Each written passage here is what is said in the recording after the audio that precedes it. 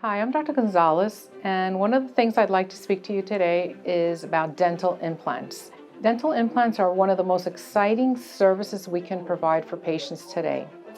Years ago, the only way to replace a missing tooth was by a traditional 3-unit bridge. That means that we would have to trim the tooth in front of the missing tooth, and we'd have to trim the tooth behind the missing tooth. So sometimes, unfortunately, because of that one missing tooth, we'd have to trim other teeth that were fine. This is quite accepted treatment, and sometimes it's still done today, but we are excited that we can offer patients an alternative.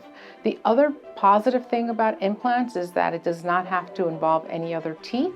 You're replacing that one tooth, and it's probably the only thing that I actually tell patients that can last you a lifetime. Dentistry is something that's done on a regular basis. Fillings need to be replaced, people get new cavities, things happen with their gums, but when you place an implant and that implant is successful, it bonds to the bone and the patient just goes about their usual hygiene, activities. I'd like to show a screen here showing patients like what it actually involves.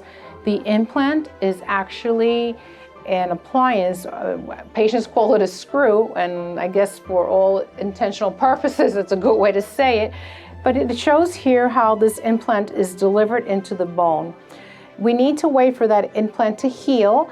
It actually will, we say, integrate, and I tell patients it actually bonds to the bone.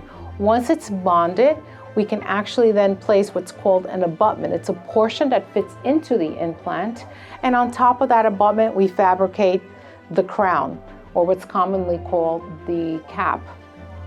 It's one of the best things that we can do for patients. It's the standard of care today.